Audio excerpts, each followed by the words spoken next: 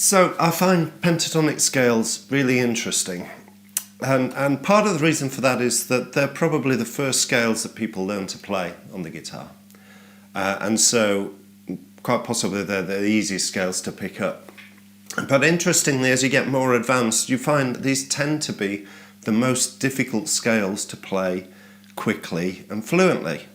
And I guess that's because there's 2 notes per string, which means your left hand has to work that much harder. So what I wanted to do when I was working on these was to try and distill them down, try and identify what are the key movements in the pentatonic scale that I could focus on, and if I worked on these key movements, then it would give me much more fluency over all of the pentatonic scale. And I found that there were a set of 8 movements, 8 string crossing patterns, that if you could learn these, then you pretty much had the pentatonic scale cracked. And these 8 movements are what I call the rudiments of the pentatonic scale, and that's what I thought I'd demonstrate this week. So let's zoom into the guitar and I'll go through them. So I'm going to start by showing you what I call the first 4 rudiments of the pentatonic scale, and they're these. So the first one is just this simple 4-note pattern. So what am I doing? Up on the 12th fret, 15, 12, 15, 13. So that's the first one. And the second one is very similar. It's 15, 12, 15, 12.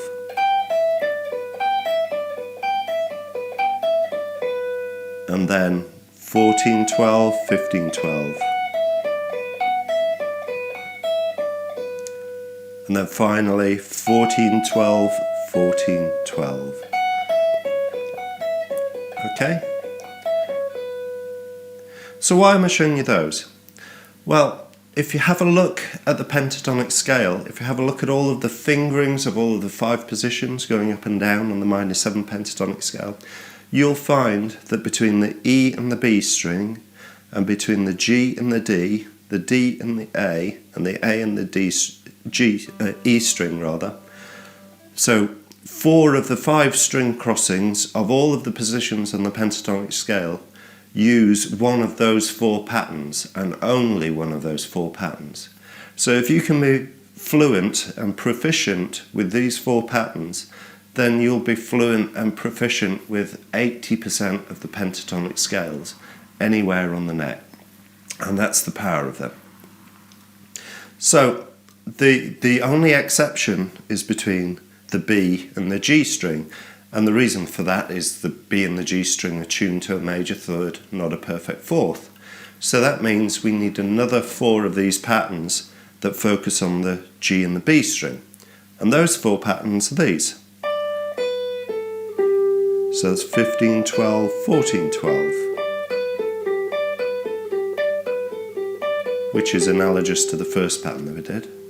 And then 15, 12, 14, 11.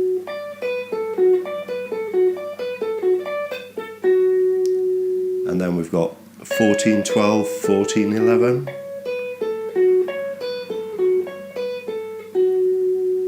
And then finally 14, 12, 13, 11.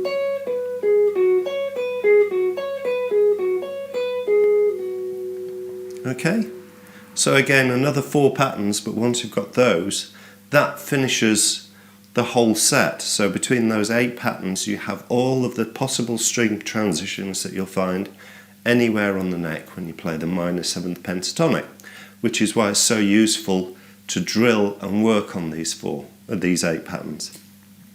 And what I like to do is always do the B to G transitions when I'm practicing this, because they tend to be the most difficult ones, and then choose another pair of strings and work through the other 4. Doesn't matter which pair.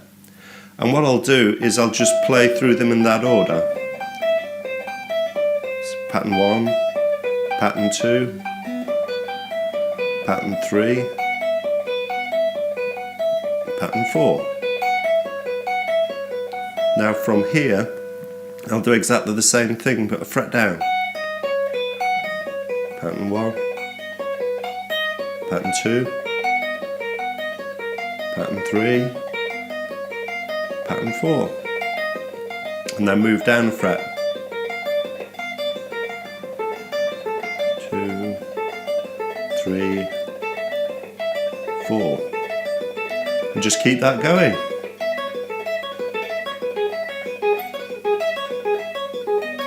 And as you can see, by doing that, you're naturally working your way all the way down the neck. So you can start as high as you want, or work all the way down, and if you reverse the ordering, then you work all the way back up again. And as I say, you can do that between any two strings, so between the G and the D string, same pattern.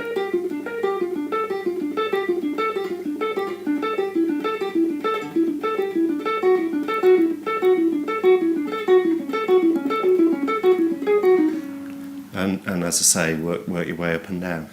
Okay, so those are the basic 8 shapes, the basic rudiments that make up, that comprise all of the shapes of the pentatonic scale up and down the neck, all of the minor 7th pentatonic anyway.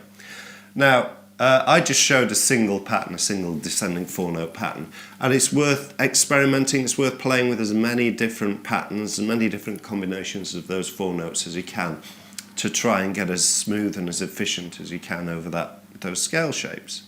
So that's definitely what I'd recommend. Now, there are only 8 of them, so you're probably able to work it out just by looking at the video, but I have created a PDF that you can download from the description of this video as well, which have all of these shapes drawn out in tab on there as well, so that might be helpful for you. But like I say, work on it. It's a good picking exercise as well. And it's worth doing even if you're a bit more advanced. I still do an exercise like this. I still work on these rudiments. They're still valuable to me even though I've been playing for so long. So don't think of this just purely as a beginner's lesson. This is going to be of value to you as well if you play the guitar. Okay, so enjoy them and we'll chat next time. Goodbye.